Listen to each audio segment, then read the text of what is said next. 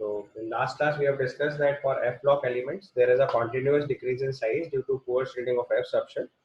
ये जो F subshell की poor shielding होती है इसकी वजह से दो basic effect notice में आते हैं जिनको हम लोग बोलते हैं lengthenite contraction and actinide contraction. उसके बाद आप next title लिखेंगे lengthenite contraction. So write down the term lengthenite contraction.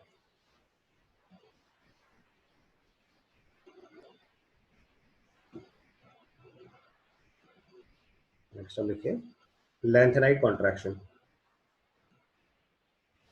तो देखो अगर डी ब्लॉक एलिमेंट्स की तरह एफ ब्लॉक में भी देखा जाए तो एफ ब्लॉक में अगर कॉन्टिन्यूअस डिक्रीज इन साइज नहीं आता, मतलब एफ की शील्डिंग सिग्निफिकेंटली काम करती है तो पहले साइज डिक्रीज होता, फिर कांस्टेंट होता, फिर इंक्रीज होता.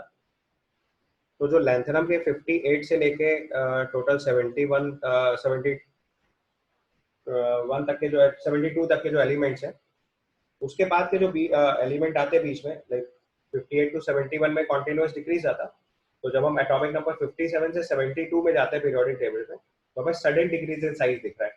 जबकि अगर एफ सबशेल की पुअर शील्डिंग नहीं होती तो साइज डिक्रीज, कांस्टेंट और इंक्रीज का केस आता. तो इसका मतलब जब हम लैंथेनम से हाफनियम चेक करते हैं यानी 57 से 72 चेक करते हैं तो साइज में बहुत मेजर चेंज नहीं आता क्योंकि साइज थोड़ा इंक्रीज होकर लगभग बराबर पहुंचा देते हैं उसके. बट एक्चुअली में ऐसा नहीं हुआ. तो एफ सबशेल की जो शील्डिंग है वो पुअर लगने की वजह से कॉन्टिन्यूअस डिक्रीज इन साइज आया. तो हमारे पास लैंथेनम और हाफनियम में सिग्निफिकेंट डिफरेंस इन साइज आ जाता है. और जितना मेजर साइज चेंज होना है वो लैंथेनम से हाफनियम के बाद में ही हो गया. तो जब हाफनियम के बाद आगे वाले जितने एलिमेंट्स हैं उनमें साइज चेंज लगभग जीरो हो जाता है. तो इसको हम लोग बोलते हैं टेक्निकल टर्म में लेंथेनाइट कॉन्ट्रैक्शन. एप्लीकेशंस क्या है वो भी थोड़ी देर बाद डिस्कस करेंगे, बट पहले आप इसका मतलब लिख लीजिए. पहले स्टेटमेंट में लिखिए, right down due to poor shielding of due to poor shielding of due to poor shielding of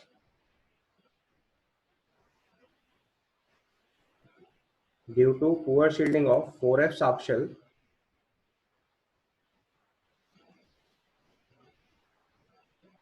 due to poor shielding of 4f subshell there is a sudden gap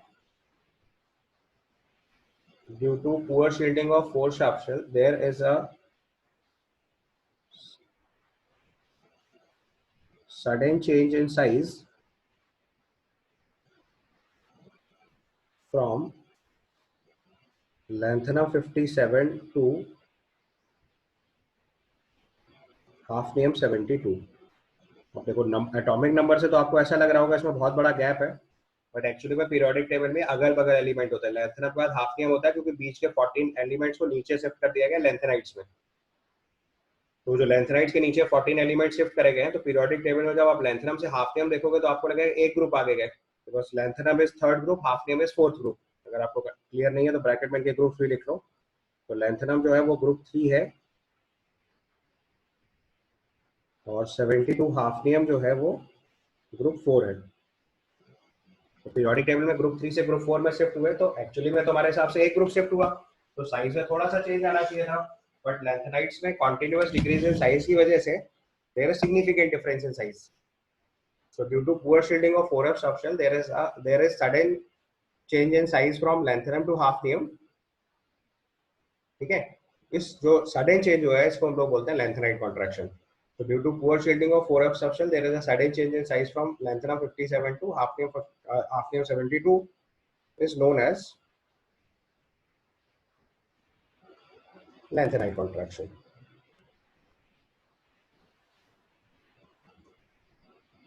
ऐसा क्यों हुआ वो आपको समझ में आ रहा है? क्योंकि लैंथेनाइट सीरीज में कॉन्टिन्यूअस डिक्रीज इन साइज आया तो एटॉमिक नंबर 57 से साइज घटते घटते घटते 71 तक डिक्रीज ही होता चला जा रहा है. तो जब हम 72 पे पहुंचे तो अच्छा खासा गैप क्रिएट हो गया साइज में, right. So due to poor shielding of 4f subshell, there is a sudden change in size from lanthanum 57 to hafnium 72 is known as lanthanide contraction. या इसको आप दूसरे तरीके से भी समझ सकते हो कि जब हाफनियम पे हम लोग पहुंचेंगे तो ऑलरेडी 14 इलेक्ट्रॉन एरर शेल में आ गए, तो उसकी वजह से अंदर वाले इलेक्ट्रॉन्स की वजह से जो साइज में होगा वो डिक्रीज होना शुरू हो गया क्योंकि इनर इलेक्ट्रॉन्स काफी ज्यादा हो गए. बट ध्यान रखना है 4f की पुअर शील्डिंग वर्कआउट कर रही है जिसकी वजह से सडन डिक्रीज इन साइज है. और आप जानते हो कि 6th पीरियड की स्टोरी है, तो 6th पीरियड से 7th पीरियड के बीच में एक शेल का गैप है. और आप जानते हो कि जैसे जैसे हम न्यूक्लियस से दूर जाते जाते हैं सेल्स के बीच का गैप भी कम होता जाता है। अब 6 सेल और 7 सेल के बीच में वैसे ही साइज में काफी कम गैप था, और उसमें भी कॉन्टिन्यूस डिक्रीज चलता चला गया 14 एलिमेंट्स तक।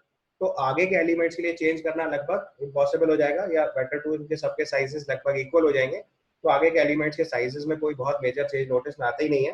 सो you may say that is they are almost of equal size. ठीक है, अभी एप्लीकेशन पार्ट इसका समझाता हूँ। अब इसी का दूसरा काउंटर पार्ट लिख लो, जिसको बोलते हैं एक्टिनाइड कॉन्ट्रैक्शन। उसमें माइनर चेंज करना है, जहाँ 4F की पुअर शील्डिंग है वहीं पे 5F की पुअर शील्डिंग लिख लो। अगला काम लिखो actinide contraction. Right on the next term actinide contraction. Next term is actinide contraction.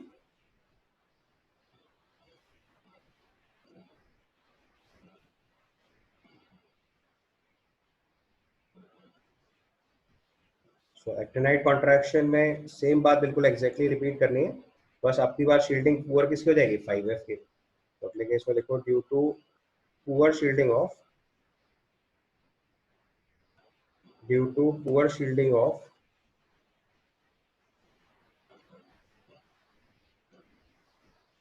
5F subshell, due to poor shielding of 5F subshell, there is sudden change in size. There is sudden change in size from 89 actinium, which is group 3, and unyl octium UNQ104, which is group 4, is known as actinide contraction. Is known as actinide contraction. यहाँ पे भी same situation है, 14 elements तक continuous decrease in size आया, तो उसकी वजह से फर्दर सडन चेंज आ गया। जबकि अगर शील्डिंग एफ की सिग्निफिकेंटली गुड लग जाती तो क्या होता, साइज बीच में इंक्रीज कर जाता, और इंक्रीज कर जाता तो इतना चेंज इन साइज नोटिस में नहीं आता जितना कि आया। तो उसको बोलते हैं एक्टिनाइड कॉन्ट्रैक्शन। तो अब देखो कुछ स्पेशल केसेस मैं आपको बता रहा हूँ जहाँ पे थोड़ा अलग तरीके से सोचना पड़ता है। जो हमने एटॉमिक रेडियस निकालने के रूल्स ऊपर बताए, तो मैं थोड़े डेविएशन जहाँ जहाँ पे भी आते हैं तो वो केसेस लिखे दे रहा हूँ। तो अपना टाइटल लिख लीजिए स्पेशल केसेस।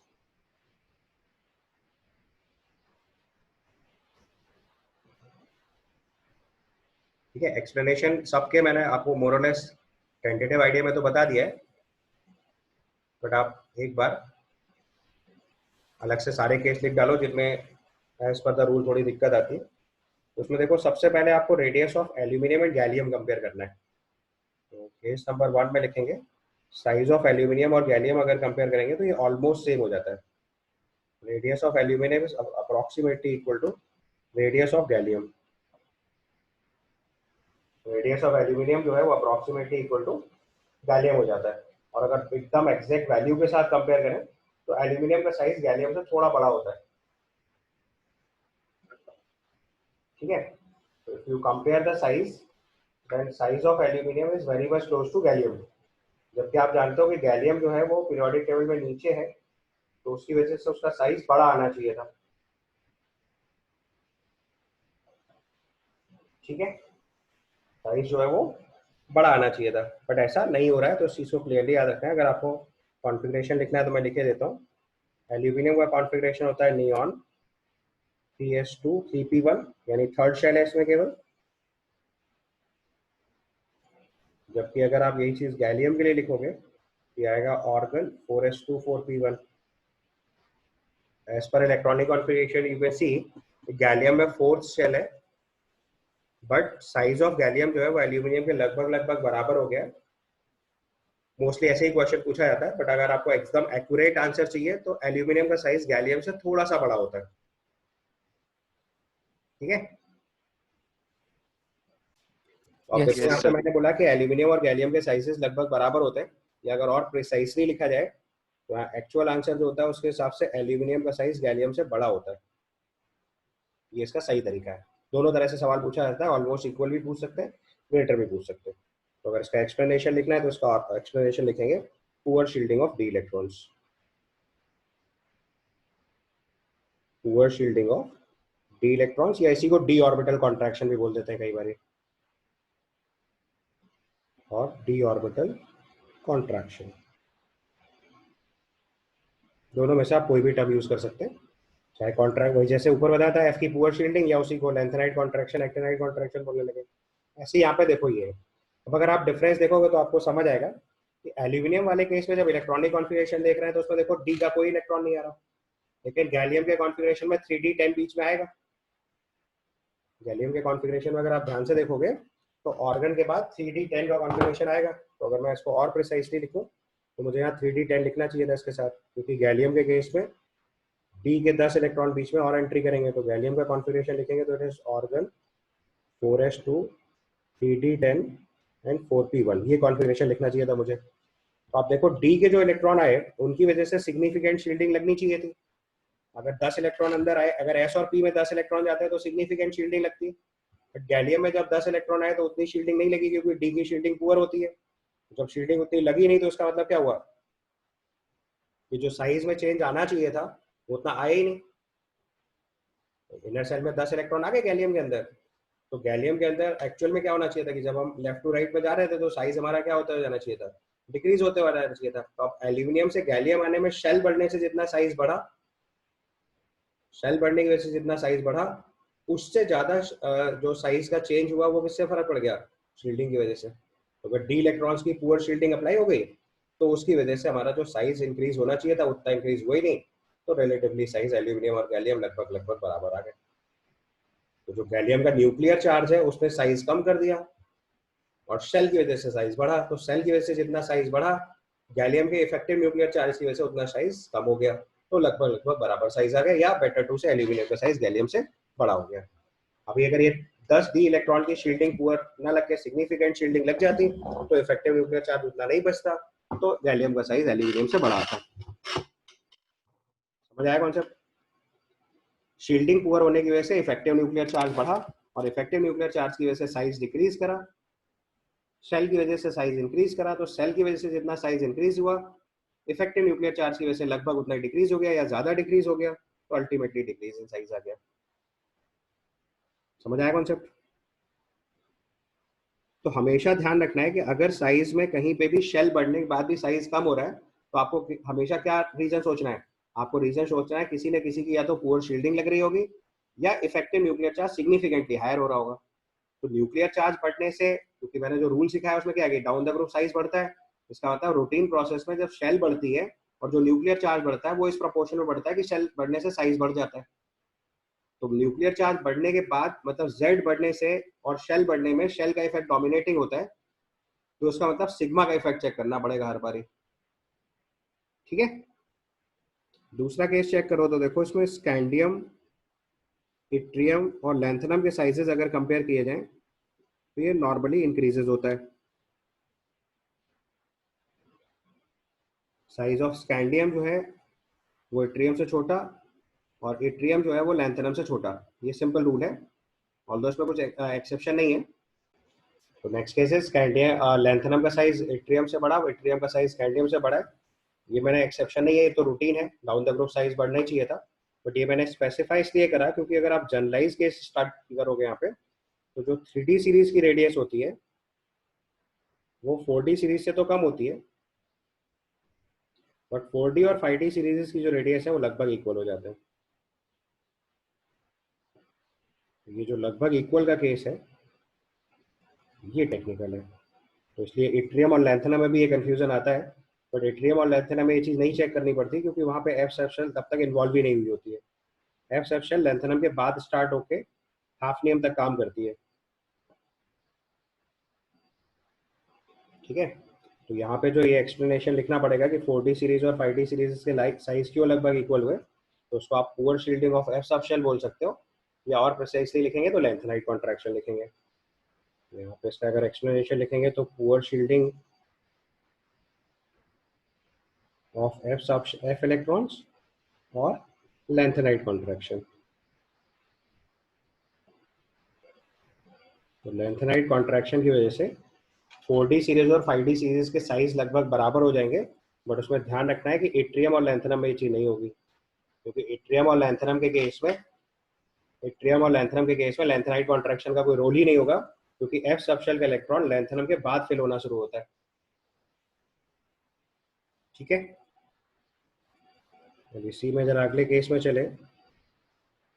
तो नेक्स्ट केस में जो रेडियस ऑफ इंडियम है वो भी लगभग लगभग थैलियम के इक्वल हो जाती है, बट अगर बहुत प्रिसाइसली देखेंगे तो रेडियस ऑफ लैंथनम जो है वो इंडियम से ज़्यादा ही होता है। ऐसे लिखते हैं, या कई बार क्वेश्चन में ऐसे पूछा जाता है that they are very much close to each other, जबकि शेल चेंज होने की वजह से सिग्निफिकेंट चेंज आना चाहिए था। यहाँ पे भी सेम लॉजिक अप्लाई करेंगे। अब यहाँ पे पुअर शील्डिंग किसकी अप्लाई करेंगे? एफ सब शेल की। तो बस ध्यान ये रखना होता है कि किस जगह तक पहुंच गए हम। तो इंडियम तक अगर पहुंच गए तो यहाँ poor shielding of D and F दोनों लिख सकते हैं। तो आपको हमेशा पीरियड्स का याद रखना है। पीरियड नंबर 6 और 7 में एफ ऑर्बिटल इन्वॉल्व होता है, और पीरियड नंबर 4 एंड 5 में D orbital D subshell involve होती है। तो ध्यान रखना है कि अगर क्वेश्चन आपका फोर्थ पीरियड और फिफ्थ पीरियड का है तो डी की पुअर शील्डिंग कंसीडर करनी है, और सिक्स पीरियड और सेवेंथ पीरियड का क्वेश्चन है तो एफ की पुअर शील्डिंग कंसीडर करनी है। और अगर दोनों कॉमन मिल जा रहे हैं, पी ब्लॉक का एलिमेंट मिल रहा है, तो आप दोनों भी लिख सकते हैं। तो poor shielding of D and F electron लिख सकते हैं यहाँ पे। ठीक है, इसके बाद थोड़ा सा अगर एफ ब्लॉक के केस में और मार्क करो तो उसमें दो एलिमेंट्स याद करने होते हैं। यूथोरियम, this is xenon 4f7 6s2, तो इसमें हाफ फील्ड कॉन्फ़िगरेशन होता है। और अगर यहीं पे एक और लिखें इट्रिबियम, इट्रिबियम लिखेंगे तो this is xenon 4f14 6s2, ये फुल फील्ड कॉन्फ़िगरेशन होता है। इनके साइजेस नॉर्मली अपने ग्रुप में हायर होते हैं क्योंकि मोर स्टेबल कॉन्फ़िगरेशन अचीव होता है। ये दो टिपिकल केस और याद रखें। यूरोपियम एंड इट्रिबियम, ये दो केसेस याद रखने एफ ब्लॉक एलिमेंट्स में, स्पेशली लैंथेनाइट सीरीज में। एक्टिनाइट सीरीज की उतनी स्टडी नहीं की जाती क्योंकि वो सब रेडियो एक्टिव होते हैं। ये हाफ फील्ड और फुल फील्ड कॉन्फ़िगरेशन के केसेस हैं। और जो मैंने लास्ट केस लिखा है यूरोपियम में इट्रिबियम, तो उसमें ध्यान रखना है कि जो यूरोपियम है इसका साइज सबसे बड़ा होता है लैंथेनाइट्स में, और इट्रिबियम का साइज सबसे छोटा होता है एफ ब्लॉक में, लैंथेनाइट्स में। बस ये याद रखना है। तो ये लार्जेस्ट है लैंथेनाइट और ये स्मॉलेस्ट है। तो इट्रिबियम में तो कंफ्यूजन नहीं आएगा, क्योंकि इट्रिबियम में कॉन्टिन्यूअस डिक्रीज इन साइज का रूल चेक करोगे तो अपने आप सबसे छोटा ही आ जाएगा। बट यूरोपियम याद रखना है, इसमें लार्जेस्ट साइज हो जाता है हाफ फील्ड कॉन्फ़िगरेशन की वजह से। ठीक है, इट्रिबियम फुल फील्ड लिखना है, हाफ फील्ड नहीं, वो गलती से लिख गया। This is full field. केवल इट्रिबियम जो होता है उसका साइज लार्जेस्ट होता है पूरे लैंथेनाइट सीरीज में। यूरोपियम का साइज सबसे बड़ा और इट्रिबियम सबसे छोटा। एक हाफ फील्ड कॉन्फ़िगरेशन है, फुल फील्ड कॉन्फ़िगरेशन। ठीक है, इसके यस नेक्स्ट प्रॉपर्टी लिखेंगे ionic radius. The next property ionic radius.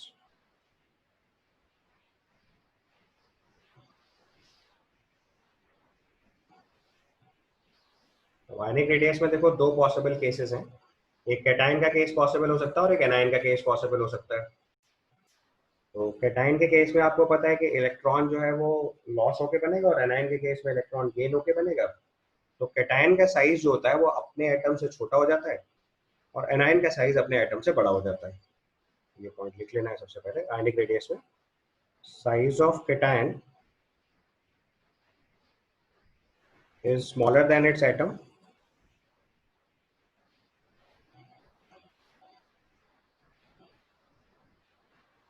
size of cation is smaller than its atom, while size of anion is larger than its atom.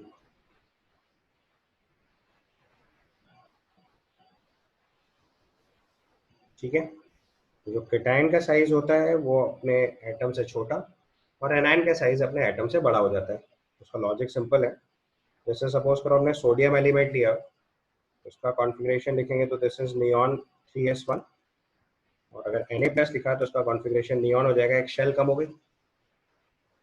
Number of proton उतना ही है, shall come हो गई तो size अपने आप decrease कर जाएगा, तो रेडियस ऑफ सोडियम जो होगी वो सर्टेनली ग्रेटर देन Na+ होगी।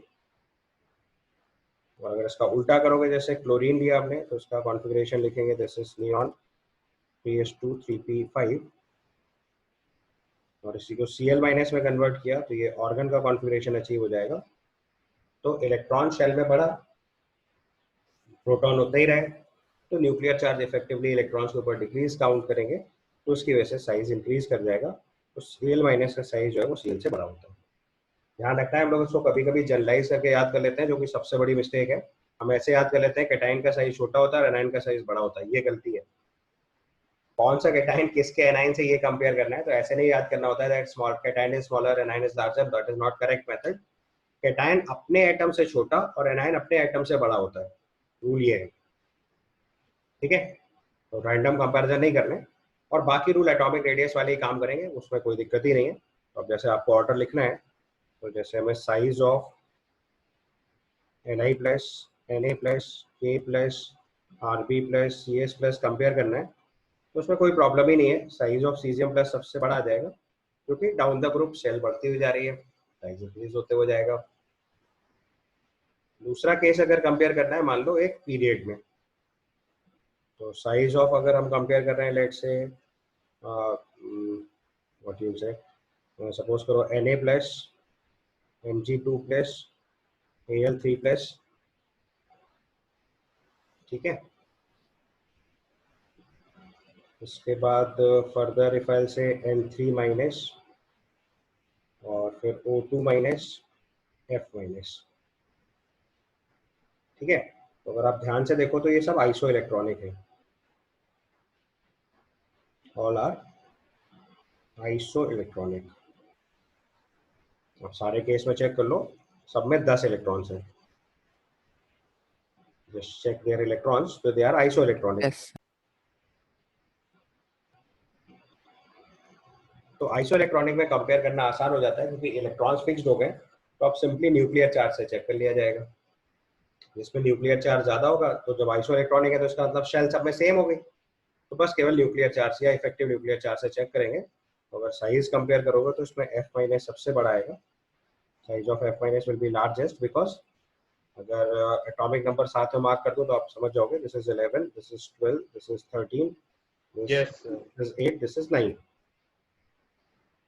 तो आपको पता है नाइट्रोजन, ऑक्सीजन, फ्लोरीन में अगर हम लेफ्ट टू राइट पे चलते हैं तो साइज जो है वो डिक्रीज होते हुए जाता है। तो उसमें सबसे कम न्यूक्लियर चार्ज किसके पास है, नाइट्रोजन के पास, और उस पर 3 माइनस चार्ज और आ गया, तो इलेक्ट्रॉन तो पूरे हो गए, तो सबसे बड़ा साइज N3- का, फिर O2- का, फिर F-, फिर Na+, फिर Mg2+, और फिर Al3+। तो अगर आइसो इलेक्ट्रॉनिक स्पीशीज में कभी भी साइज कंपेयर करना होगा, तो you have to just compare through effective nuclear charge. आपको लॉजिक समझ में आया कि अगर शेल बढ़ रही है तो साइज इंक्रीज बोल देते हैं, और अदरवाइज हम लोग कंपेयर करते हैं सीधे सीधे इफेक्टिव न्यूक्लियर चार्ज या न्यूक्लियर चार्ज से इन case of iso electronic species, क्योंकि वहाँ पे नंबर ऑफ इलेक्ट्रॉन सेम है, तो शील्डिंग एक जैसी हो जाएगी, तो वहाँ पे आपको टिपिकली कंपेयर करने में दिक्कत नहीं आएगी। अब यहाँ पे एक दो स्पेशल केसेस हैं, वो बहुत ध्यान से समझते हैं, वो अलग से लिख लीजिए। स्पेशल केसेस में देखो, पहली चीज याद करनी है कि लिथियम प्लस का साइज Mg2+ से बड़ा होता है, size of Ni+ is greater than size of Mg2+।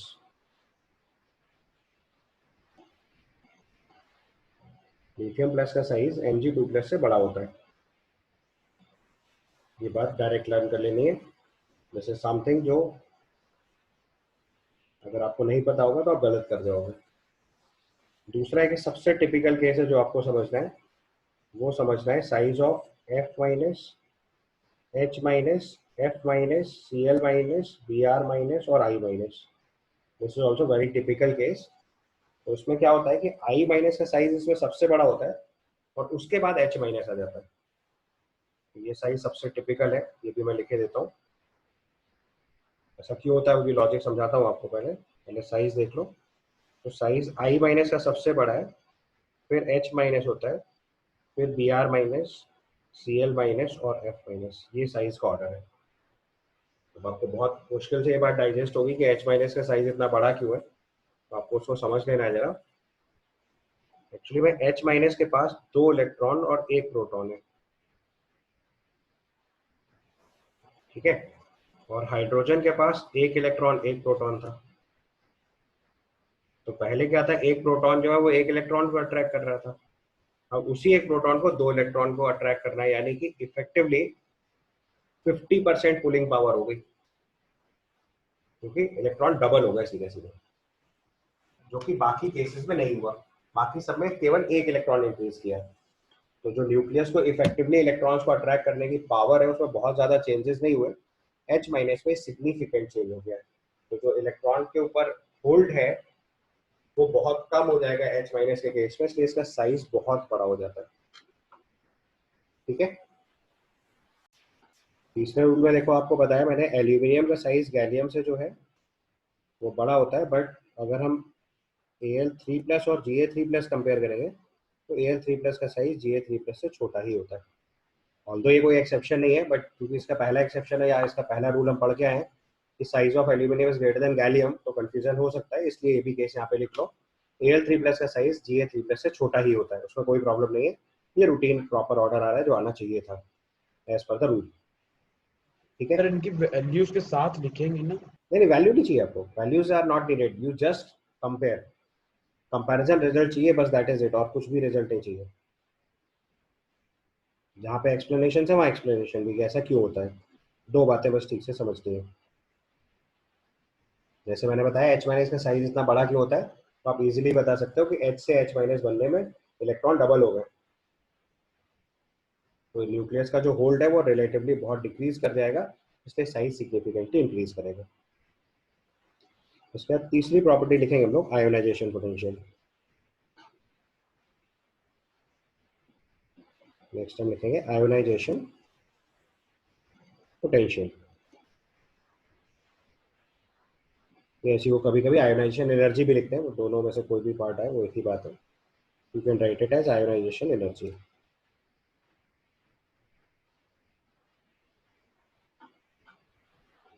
तो ये टर्म हम लोगों ने स्ट्रक्चर ऑफ एटम के टाइम से इनकॉर्पोरेट किया हुआ है, बट अब हम इसकी फॉर्मल डेफिनेशन लिखेंगे।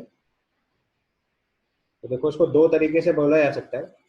एक तो हम ये बोल सकते हैं कि किसी भी इलेक्ट्रॉन को निकालने के लिए जो minimum amount of energy required होगी तो उसको आयोनाइजेशन पोटेंशियल बोलेंगे।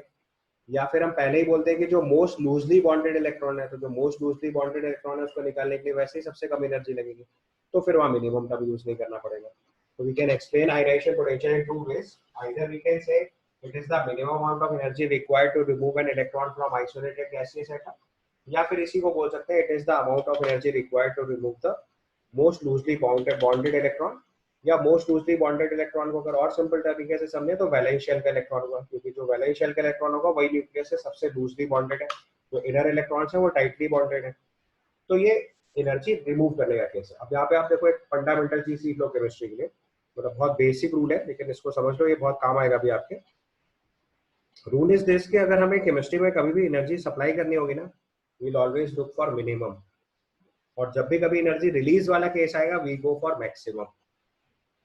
ये बिल्कुल वैसे ही कॉन्सेप्ट है जो हम अपने लाइफ में मनी के साथ अप्लाई करते हैं, वही चीज आपको केमिस्ट्री में एनर्जी के साथ अप्लाई करना है। हमें किसी को पैसे देने हो, we will always look for minimum, हमें किसी से पैसे लेने हो, we always look for maximum. वैसे ही केमिस्ट्री का कॉन्सेप्ट है, अगर आपको किसी भी सिस्टम को एनर्जी देनी पड़ रही है वी ऑलवेज ट्राई कि मिनिमम से काम चल जाए, और अगर कहीं से एनर्जी मिल रही होगी वी ऑलवेज लुक फॉर कि मैक्सिमम जितनी मिल जाए उतनी ले लो, ठीक है। तो अब ये चीज अगर आप याद रखोगे तो आपको डेफिनेशन लर्न करना बहुत आसान रहेगा। अभी हमने बोला आयोनाइजेशन एनर्जी, तो आयोनाइजेशन एनर्जी आपको पता है इलेक्ट्रॉन निकालने के लिए आपको प्रोवाइड करनी पड़ेगी, प्रोवाइड करनी, तो कौन सा रूल लगाएंगे, मिनिमम, ठीक है। आइसोलेटेड गैसियस एटम क्यों बोल रहे हैं, क्योंकि अगर सराउंडिंग में कोई दूसरा एटम हुआ और उसने अपनी अट्रैक्शन पावर लगा दी तो हमें और ज्यादा एनर्जी देनी पड़ेगी, और मैंने पहले ही बोल रखा है कि हमें कितनी एनर्जी देनी, मिनिमम, तो सराउंडिंग में कोई नहीं होना चाहिए। तो राइट डाउन डेफिनेशन फर्स्ट, दोनों तरीके से लिख सकते हैं जो आपको कंफर्टेबल लगे, मैं दोनों तरीके बता देता हूँ। तो पहले केस में लिखो it is the minimum amount of energy required, it is the minimum amount of energy required, required लिख रहे हैं इसलिए मिनिमम तो अपने आप हो गया, तो it is the minimum amount of energy required, मतलब ये चीज आप अपनी डेफिनेशन में आदत डाल लो। अगर आपने रिक्वायर्ड एनर्जी की बात करो तो मिनिमम अपने आप लिख लो, क्योंकि हम ज्यादा तो देंगे ही नहीं। So it is the minimum amount of energy required to remove an electron from isolated gaseous atom. It is the minimum amount of energy required to remove an electron from isolated gaseous atom. किसी भी isolated gases atom से electron निकालने के लिए जो minimum energy required होती है, that is called ionisation energy. या फिर अगर इसी को दूसरे टर्म में लिखना है तो मैंने दूसरा तरीका भी बताया कि आप मोस्ट लूजली बॉन्डेड इलेक्ट्रॉन पहले ही बोल दो। तो जो मोस्ट लूजली बॉन्डेड इलेक्ट्रॉन होगा उसको रिमूव करने के लिए सबसे कम एनर्जी लगेगी, तो वो चीज डायरेक्टली अपने आप इंप्लीमेंट हो गई। यू कैन आल्सो राइट, दूसरे टर्म में अगर इसी बात को लिखना है, we can write it is the amount of energy required, it is the amount of energy required to remove most loosely bonded electron. Most loosely bonded electron आपको अपने आप समझ आ रहा होगा, वैलेंस शेल के इलेक्ट्रॉन की बात हो रही होगी, from an isolated gaseous atom.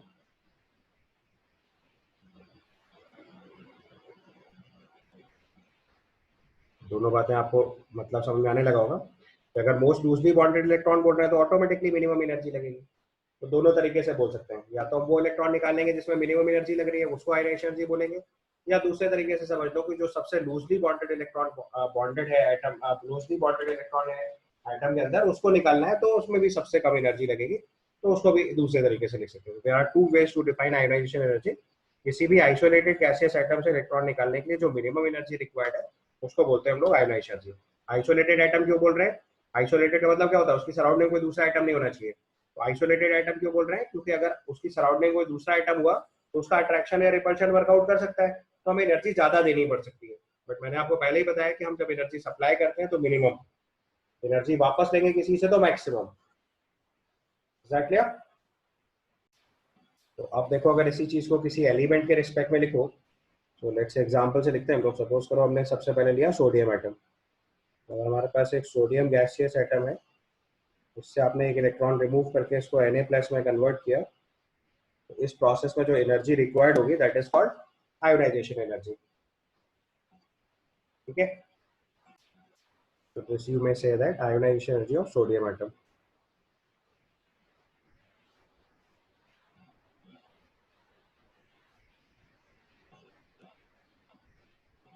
अब इस प्रोसेस में एनर्जी प्रोवाइड करेंगे, यानी टेक्निकल टर्म में लिखें तो ये प्रोसेस कैसा होगा? एंडोथर्मिक। अगर इस प्रोसेस को लिखना होगा, यहाँ पे एनर्जी एब्जॉर्ब होगी तो आप इसको एंडोथर्मिक भी बोल सकते हैं। रेडॉक्स सिस्टम के हिसाब से देखें तो ये लॉस ऑफ इलेक्ट्रॉन है, तो आप इसे ऑक्सीडेशन भी बोल सकते हैं। अच्छा, अब क्या होगा कि जैसे आपने एक इलेक्ट्रॉन निकाल लिया तो अब न्यूक्लियस के ऊपर पॉजिटिव चार्ज आ गया, तो अब जब उससे दूसरा इलेक्ट्रॉन निकालोगे तो सर्टेनली बहुत ज्यादा एनर्जी लगेगी। न्यूक्लियस के ऊपर जैसे ही पॉजिटिव चार्ज आ गया, आप उस पर दूसरा इलेक्ट्रॉन निकालोगे तो क्या होगा? पॉजिटिव चार्ज और ज्यादा अट्रैक्ट करेगा इलेक्ट्रॉन को, तो अब इलेक्ट्रॉन निकालना और मुश्किल काम हो जाएगा। तो जो सक्सेसिव आयोनाइजेशन एनर्जीज होती हैं वो हायर वैल्यूज होती हैं। तो दूसरा पॉइंट यहाँ पे नोट बना के लिख लो।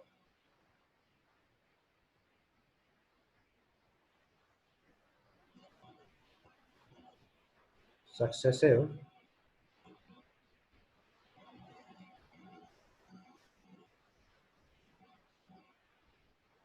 successive ionization energies have higher values. Successive ionization energies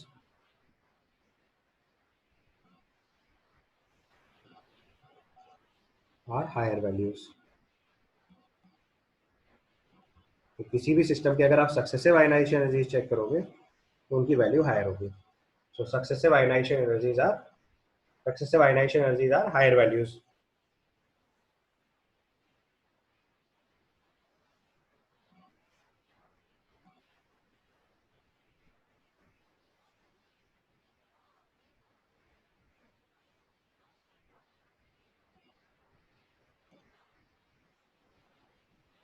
successive ionisation energies are higher values. तो आप देखो, जैसे अगर हम सपोज करो मैग्नीशियम के लिए यही बात लिखें, तो मैग्नीशियम से हमने एक इलेक्ट्रॉन निकाला सबसे पहले, तो उसको बोलते हैं फर्स्ट आयोनाइजेशन एनर्जी IE1। उसको हम लोग बोलते हैं फर्स्ट आयोनाइजेशन एनर्जी।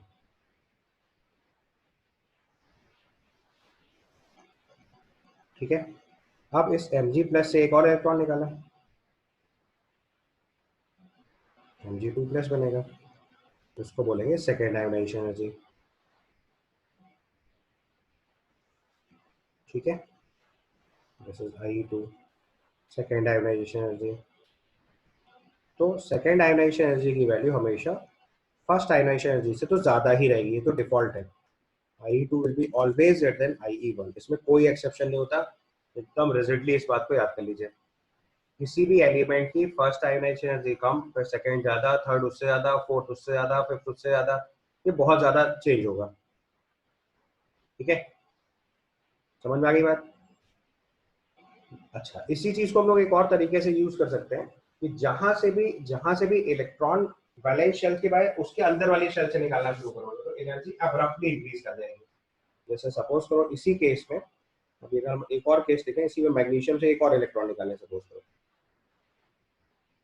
Mg2+ से अगर आपने एक और इलेक्ट्रॉन निकाल के Mg3+ बनाया और उसको IE3 लिखा, तो ये थर्ड आयोनाइजेशन एनर्जी हो गई।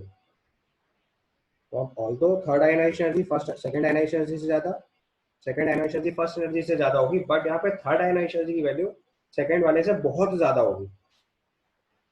क्यों बहुत ज़्यादा होगी? क्योंकि शेल चेंज हो गई है। तो IE3 is much larger than IE2 and IE2 is greater than IE1। Much larger वाली बात समझ में आई, क्योंकि शेल चेंज हो गया है। अगर कॉन्फ़िगरेशन लिखूं तो आपको ये बात समझ आ जाएगी अभी फटाफट। अभी मैंने सबसे पहले मैग्नीशियम लिखा, तो उसका कॉन्फ़िगरेशन होता है नियॉन 4s2। फिर मैग्नीशियम प्लस लिखा, तो उसका कॉन्फ़िगरेशन आएगा नियॉन 4s1। और मैग्नीशियम 2+ लिखा, तो उसका कॉन्फ़िगरेशन होगा नियॉन, या नियॉन का कॉन्फ़िगरेशन का थोड़ा ओपन करके लिख दो कि कॉन्फ़िगरेशन होगा 1s2 2s2 2p6। तो देखो पहले, sorry, it is 3s2 and 3s1, it is neon 3s2, this is neon 3s1। तो अब जैसे ही 3s1 इलेक्ट्रॉन निकलेगा तो it is 1s2 2s2 2p6। तो अभी तक ध्यान से देखो कि पहले केस में थर्ड शेल से इलेक्ट्रॉन निकाले, दूसरे केस में भी थर्ड शेल से इलेक्ट्रॉन निकला है, और तीसरे केस में सेकेंड शेल से इलेक्ट्रॉन निकाला है। Second shell is more close to nucleus, तो इलेक्ट्रॉन निकालने में एक्सेप्शनली हायर एनर्जी लगेगी।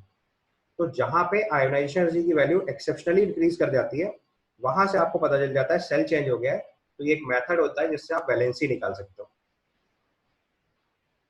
ठीक है, तो आपको पता चल गया इससे मैग्नीशियम की वैलेंसी 2 होगी। तो जहां पे आयोनाइजेशन एनर्जी में सडन चेंज होता है, वहां से शेल चेंज हो जाती है, और इससे हम इसके आयोनाइजेशन प्रेडिक्ट कर सकते हैं। ये चीज आपको अगले स्टेप में लिख लेना है फिर से, this is also an important point. So write down,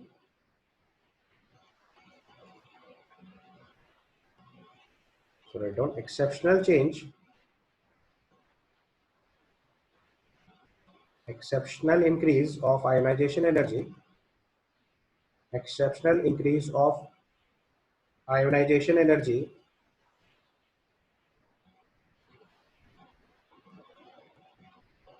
exceptional increase of ionization energy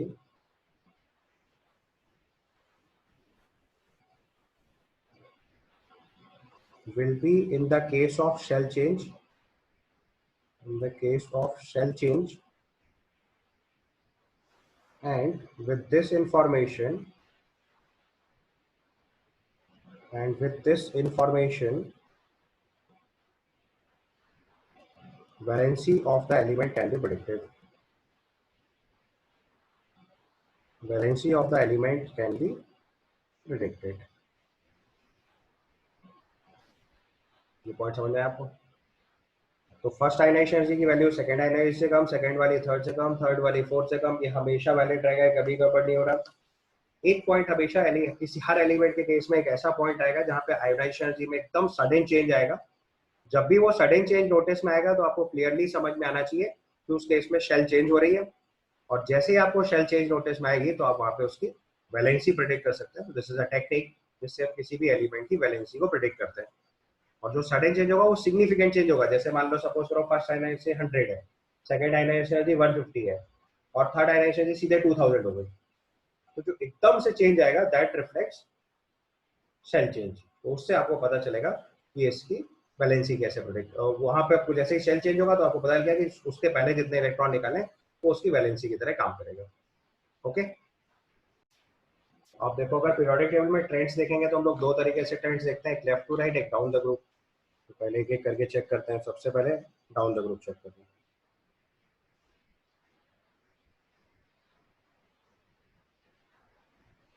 तो डाउन द ग्रुप के केस में आपको पता है शेल नंबर इंक्रीज कर रही है, शेल इंक्रीज कर रही है इसलिए साइज इसका इंक्रीज कर रहा है। जब साइज इंक्रीज करेगा तो अट्रैक्शन ऑफ न्यूक्लियस जो है वो कम हो जाएगा।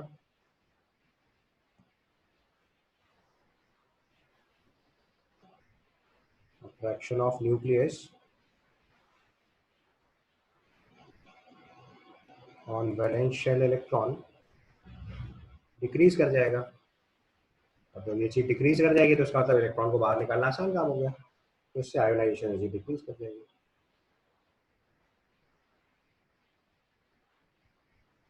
तो रूल तो सीधा सीधा हो गया, डाउन द ग्रुप जाएंगे तो आयोनाइजेशन एनर्जी डिक्रीज करेगी। ठीक है, समझ आ गया। तो अगर रूल लिखना है तो डाउन द ग्रुप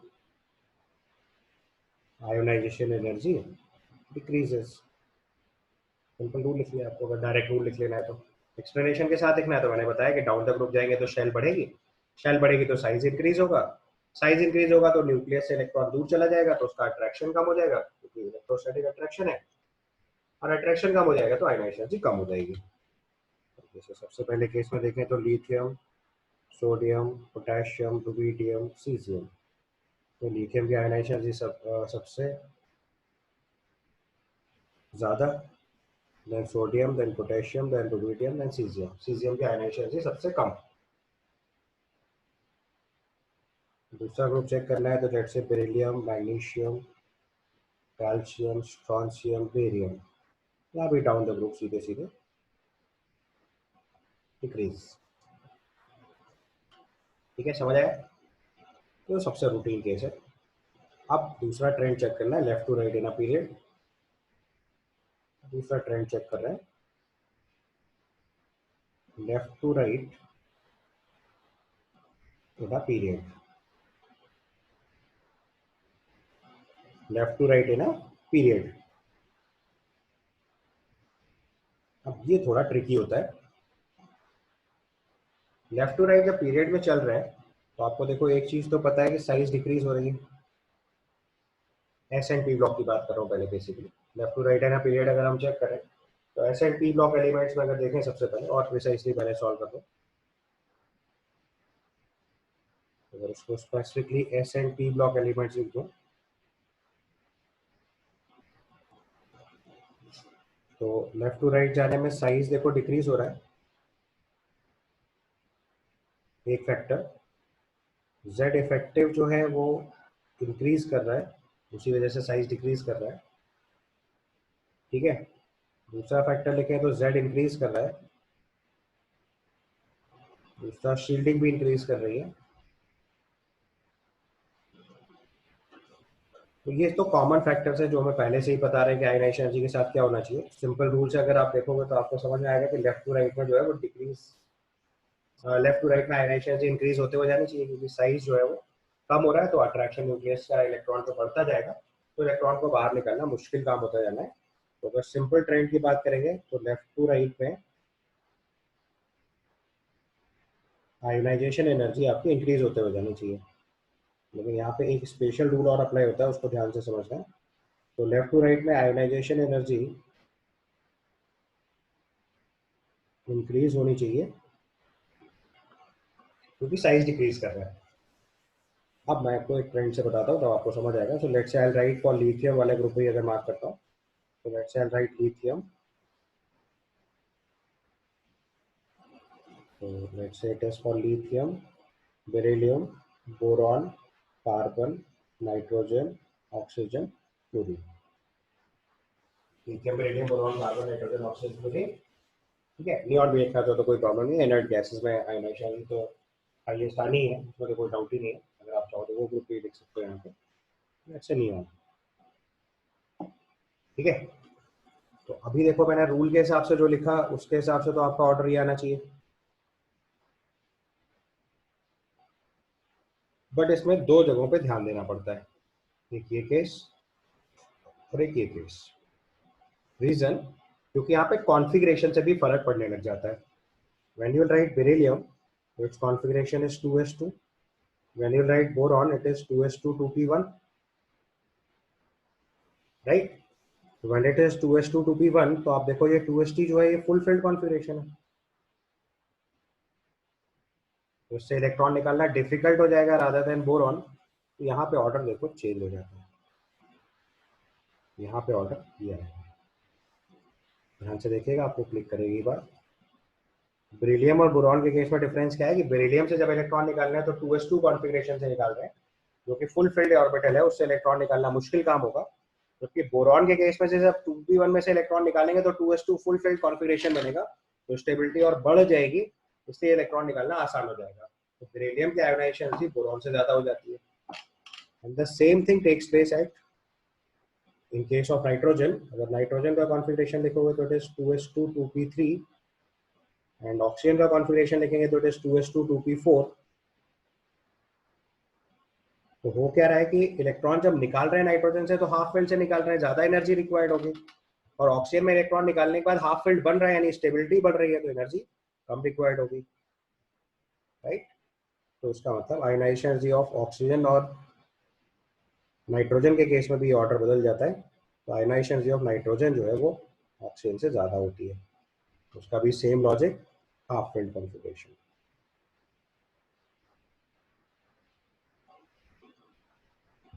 समझ में आई बात।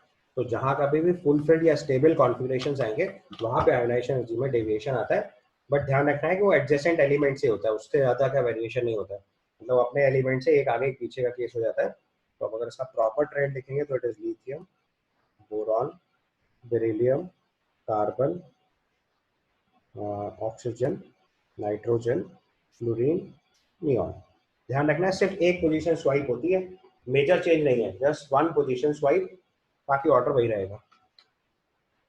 समझ आई बात। नहीं तो मतलब आपको आसान याद कैसे रखना है, पूरी सीरीज लिखो और एक पोजीशन स्वाइप मार दो जहां पे भी half field and full field configuration आता है। तो ये चीज आपको नोट बना के लिख लेनी है कि ऐसा कहाँ पे करना है। स्टेबल कॉन्फ़िगरेशन से आयोनाइजेशन एनर्जी बढ़ जाती है, तो लिख लीजिए for stable configurations ionisation energy is more.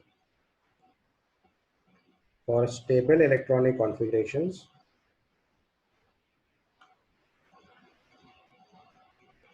for stable electronic configurations, ionization energy is more. Yeah, ionization energy is higher. तो जहां कहीं पे भी आपको स्टेबल कॉन्फ़िगरेशन मिलेंगे वहां पे आयोनाइजेशन एनर्जी की वैल्यू को ज्यादा काउंट करना है, ठीक है। अब इसी चीज को एक और अगले वाले ग्रुप पे भी अप्लाई करके दिखा दूं सेम प्रोसीजर से। तो लेट्स से नेक्स्ट केस है sodium, magnesium, aluminium, silicon, phosphorus, sulphur, chlorine, organ. यहाँ पे आपको ऑर्डर लिखना है, sodium, magnesium, aluminium, silicon, phosphorus, sulphur, chlorine, organ. यहाँ पे आपको ऑर्डर लिखना है, ठीक है। तो उसमें भी क्या करना है, बस सिंपल लॉजिक। पहले अब आपको फंडा समझ में आ गया, बस इसकी आयोनाइजेशन जिससे ज्यादा कर देनी और इसकी आयोनाइजेशन जिससे ज्यादा कर देनी। क्यों? क्योंकि ये कॉन्फ़िगरेशन 3s2 है और ये कॉन्फ़िगरेशन 3s2 3p3 है, हाफ फील्ड। बस एक पोजीशन स्वाइप करनी होती है, बाकी आंसर आप आसानी से लिख पाओगे। यहाँ पे ऑर्डर लिखेंगे तो it is sodium, then it is aluminium, then it is magnesium, silicon, sulphur, phosphorus, chlorine, argon. बोलिए समझ में आया कॉन्सेप्ट।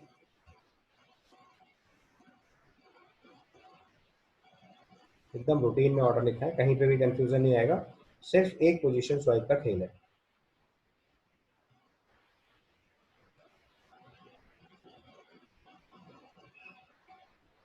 ठीक है। इसका अगला वाला ग्रुप भी चेक करेंगे तो बिल्कुल आप फटाफट उसी ऑर्डर से लिख सकते हैं। तो पोटेशियम में सीधे ऑर्डर लिख दो, potassium, gallium, calcium, germanium, selenium, arsenic, bromine, krypton. यहाँ देखो दो पोजीशन स्वाइप हुई है, सेलेनियम से आर्सेनिक ज्यादा हो गया है और गैलियम से कैल्शियम ज्यादा हो गया है। लेकिन इसके बाद ये ट्रेंड देखने को नहीं मिलता। इसके बाद का जो ट्रेंड है वो स्ट्रिक्ट इंक्रीज है। ये 2-3 केस तो वो हुए जहाँ पे थोड़ा डेविएशन है, बट इसके बाद का केस बहुत इंपॉर्टेंट है, वो मैं आपको अलग से लिखे देता हूँ। इसके बाद के केस लिखे हैं तो there is no change. Rubidium, strontium, indium, tin, antimony, selenium, iodine, xenon.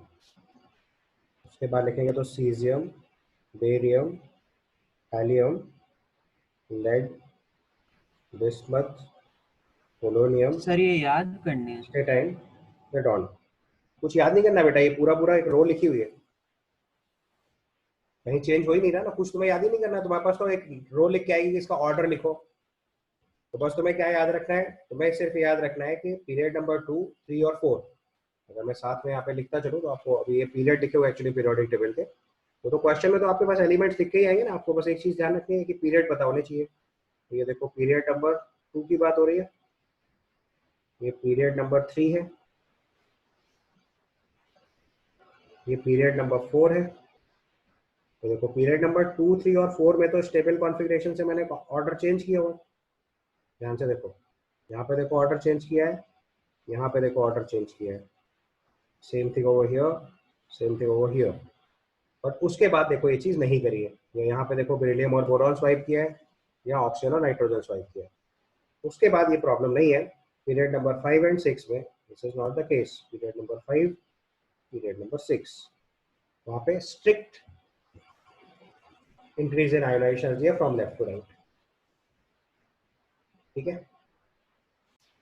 अब देखो इसी में अगर सेकंड आयोनाइजेशन एनर्जी या थर्ड आयोनाइजेशन एनर्जी के ऑर्डर पूछे जाएंगे तो बिल्कुल सेम तरीके से डील करना है, बस कॉन्फ़िगरेशन पे ध्यान देना है। क्योंकि जैसे ही आप फर्स्ट आयोनाइजेशन एनर्जी लिखेंगे या सेकंड आयोनाइजेशन एनर्जी लिखेंगे तो इनकी कॉन्फ़िगरेशन चेंज हो जाएंगे, तो अकॉर्डिंगली ऑर्डर चेंज हो जाएगा। तो अब जैसे यहाँ पे अगर हम इसी में क्वेश्चन लिखें, तो अब क्वेश्चन लिख के क्वेश्चन के फॉर्म में कर लो उसको। तो write down a question over here.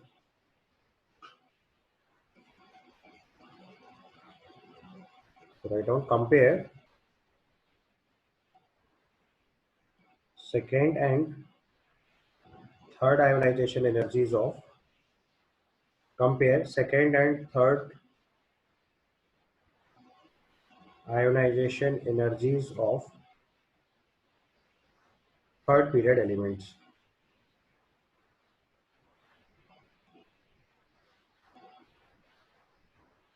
Compare second and third ionization energy of second period elements.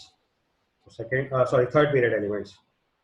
So compare second and third ionization energy of third period elements. अब देखो अगर हम थर्ड पीरियड एलिमेंट्स लिखेंगे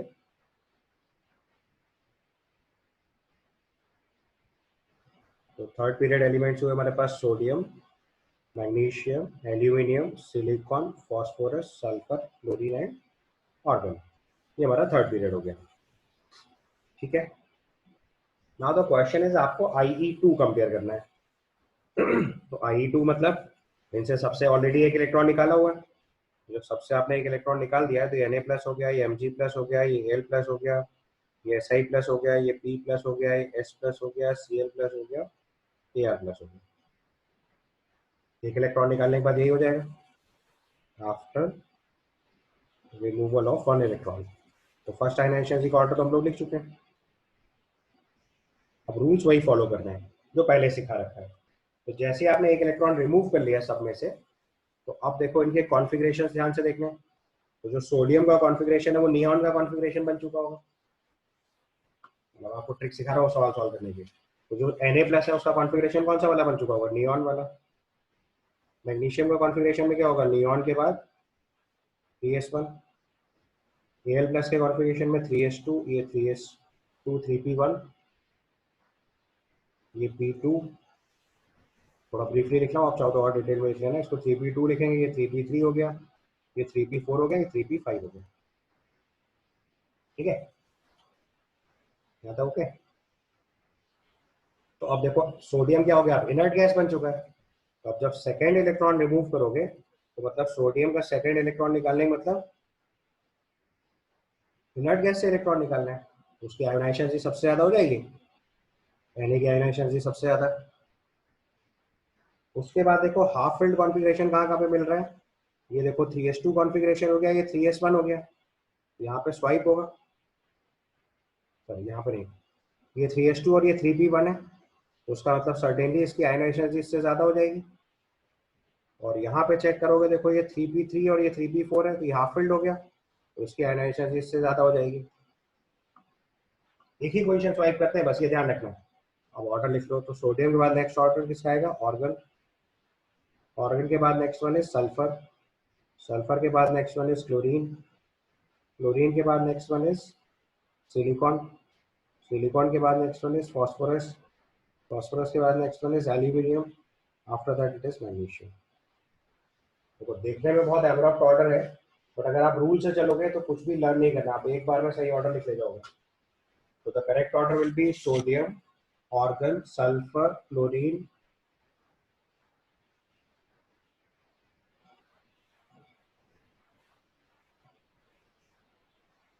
उसके बाद क्लोरीन के बाद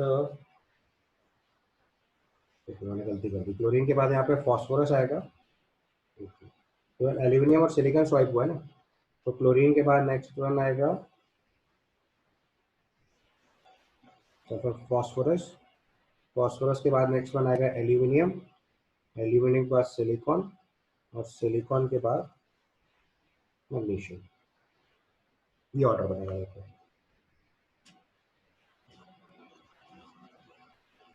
समझ आई बात। अब इसी में से फिर एक और इलेक्ट्रॉन निकाल दिया, जब एक और इलेक्ट्रॉन निकाल देंगे तो यही सारे केस क्या हो जाएंगे, सब 2+ वाले केस बन चुके होंगे। एक बार फिर से वही बात लिखिए दोबारा। कॉन्सेप्ट समझ आ रहा है ना, मतलब इसको आप इसको लर्न नहीं करना है, अब ये आपके क्वेश्चन है जो आपको सॉल्व करना समझ में आना चाहिए। अब जब आपने इसमें से 2 इलेक्ट्रॉन निकाल दिए तो ये सब 2+ के केस हो जाएंगे, ये Na2+, Mg2+, Al2+, Si2+, P2+, S2+, Cl2+, Ar2+। और जब 2+ के केस हो गए तो अब आपको समझ आना चाहिए कि जो सोडियम है Na+ वाला केस, वो अब क्या हो जाएगा, नियॉन से एक नीचे वाले कॉन्फ़िगरेशन पे चला जाएगा। तो अब ये वाला कॉन्फ़िगरेशन नियॉन का हो जाएगा। मैं आगे की कॉन्फ़िगरेशन लिख रहा हूँ सब आपके, ये सब कॉन्फ़िगरेशन चेंज हो गए फिर से। तो अब जो Mg2+ है वो इनर्ट गैस कॉन्फ़िगरेशन होगा नियॉन, और Na2+ जो है इसका कॉन्फ़िगरेशन नियॉन से एक नीचे वाला इलेक्ट्रॉन हो गया। मतलब अगर कंपैरिजन करके लिखें तो इसका कॉन्फ़िगरेशन अब मैच करेगा फ्लोरीन से। ये अगर पूरा कॉन्फ़िगरेशन लिखना चाहते हो तो पूरा भी लिख सकते हो, आपकी चॉइस है। तो it is 1s2 2s2 2p5, ये कॉन्फ़िगरेशन होगा। बाकी एल्यूमिनियम से आगे वाले केस चेक करोगे तो इसका कॉन्फ़िगरेशन अब हो चुका होगा 3s1, ये हो जाएगा 3s2, ये 3p1, ये 3p2, ये 3p3 और ये 3p4। ओके,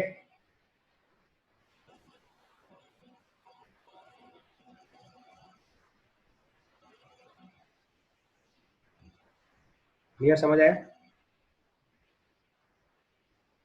पहले कॉन्फ़िगरेशन लिख लो, एल्यूमिनियम कॉन्फ़िगरेशन 3s1 हो चुका होगा, सिलिकॉन 3sp2 हो जाएगा क्योंकि 2 इलेक्ट्रॉन निकल चुके हैं इसके, फॉस्फोरस जो है वो 3p1 हो जाएगा, सल्फर जो है वो 3p2 हो जाएगा, और क्लोरीन जो है वो 3p3 कॉन्फ़िगरेशन हो जाएगा, और ऑर्गन जो है वो 3p4 कॉन्फ़िगरेशन हो जाएगा। ठीक है, तो अब देखो फिर से यहाँ पे अगर हम चेक करेंगे तो जो 3s2 का केस है वो देखो ये फुल फिल्ड हुआ, और ये 3p3 हाफ फिल्ड हुआ, ये दोनों पोजीशन एक एक पोजीशन आगे चले जाएंगे, तो ये पोजीशन इधर चला गया और ये पोजीशन इधर चला जाएगा। अब की बार जब ऑर्डर लिखेंगे फिर से IE3 के लिए,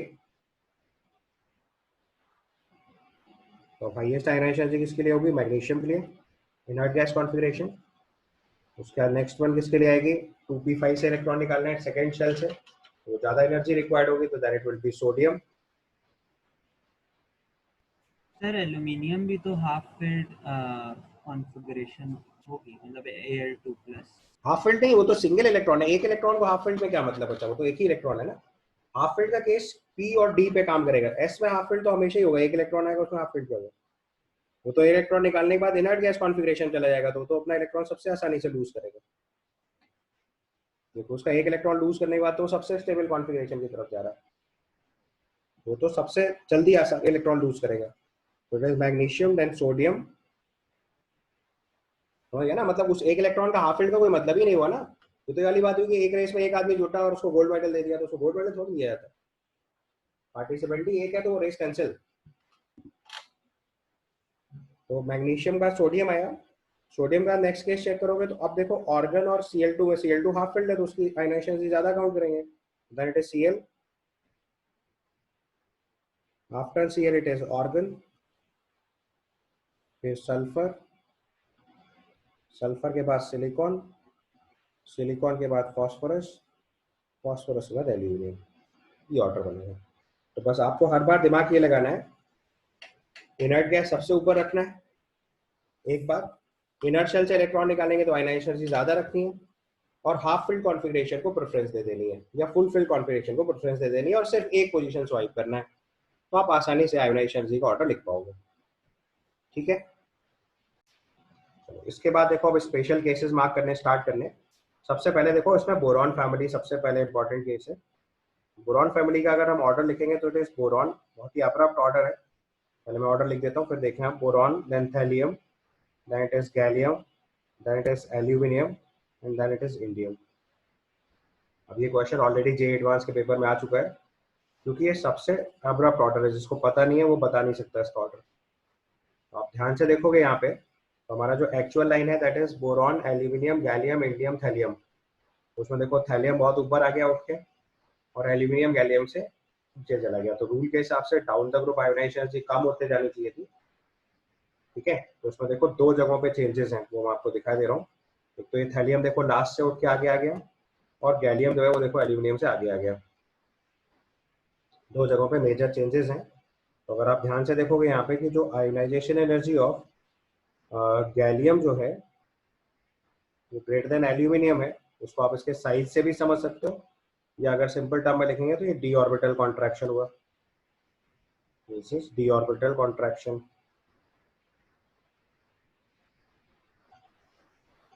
और अगर आयोनाइजेशन एनर्जी ऑफ थैलियम और इंडियम चेक करेंगे तो थैलियम की आयोनाइजेशन एनर्जी इंडियम से ज्यादा हुई है, बाकी सबसे ऊपर उठती चली गई। तो उसके लिए भी जो आंसर लिखेंगे उसके लिए हम लोग टर्म लिखेंगे लेंथेनाइट कॉन्ट्रैक्शन।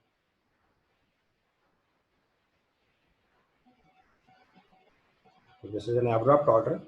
तो देखो उसको लर्न करने का तरीका क्या होता है, हम उसको W से लर्न कर लेते हैं। फिर इसकी एक टेबल, मतलब इसकी एक ड्राइंग बना देता हूँ साइड में, क्योंकि हमारी मेमोरी में इमेज जल्दी फिट होती है, तो इसलिए मैंने इसकी एक ट्रिक निकाली हुई है। अब इसका डायग्राम बना लो।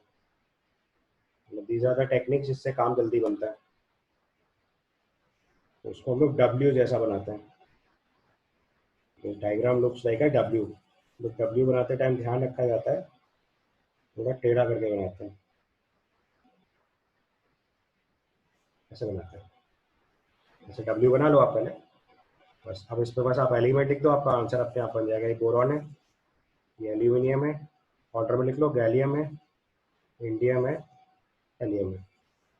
अब ऑर्डर लिखोगे तो बोरॉन सबसे पहले, फिर थैलियम, फिर गैलियम, फिर एल्यूमिनियम, फिर इंडियम। याद रखना है कि W पे फिट करना होता है, और W थोड़ा टिल्टेड बनाया जाता है, तो आप एकदम सही आंसर लिख लोगे। समझ आई टेक्निक? ये लर्न करने का आसान तरीका है, learn it through a diagram. तो आपको आसानी से पता चलेगा बोरॉन फैमिली में बोरॉन की आयनाइजेशन एनर्जी सबसे ज्यादा, then it is thallium, then it is gallium, then it is indium, then it is aluminum, and then finally it is indium। ठीक है, दूसरा केस देखो, यही चीज कार्बन फैमिली में भी थोड़ा मिसहैप होता है, वहां पे भी थोड़ी चीजें डिस्टर्ब होती है। तो second example is of carbon family. उसमें carbon, silicon, germanium, tin lead होना चाहिए था, बट लेड की आयनाइजेशन एनर्जी टिन से ज्यादा हो जाती है। यहाँ पे लेड की वजह से गड़बड़ी आ रही है, और इसका रीजन भी अगर लिखेंगे तो that is simply lanthanide contraction. इसका आंसर लिखना है तो due to lanthanide contraction.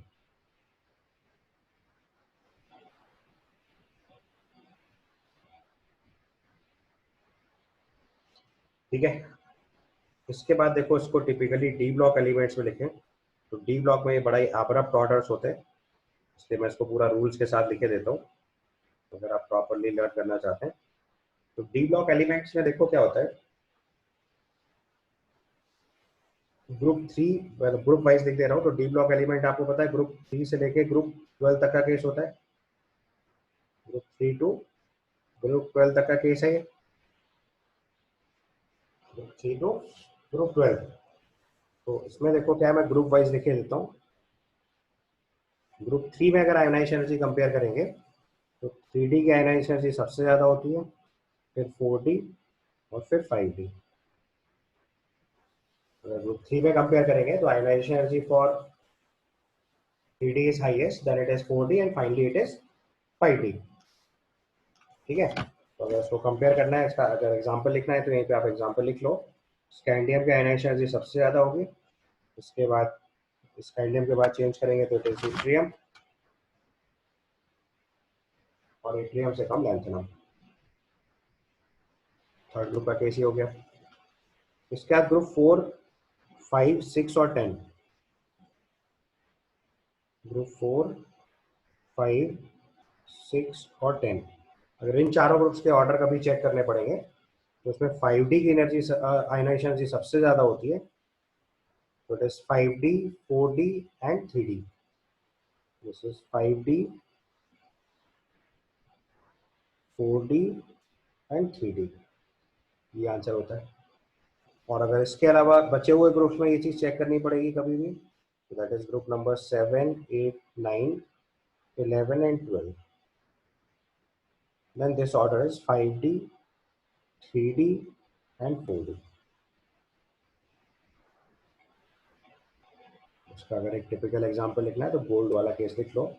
Gold की आयोनाइजेशन एनर्जी सबसे ज़्यादा, then it is copper, finally it is silver. तो ionisation energy of gold, copper and silver. ठीक है, तो गोल्ड की आयोनाइजेशन एनर्जी कॉपर से ज़्यादा होती है और कॉपर की आयोनाइजेशन एनर्जी सिल्वर से ज़्यादा होती है। This is an important example, तो आपको अच्छे से लर्न कर लेना है।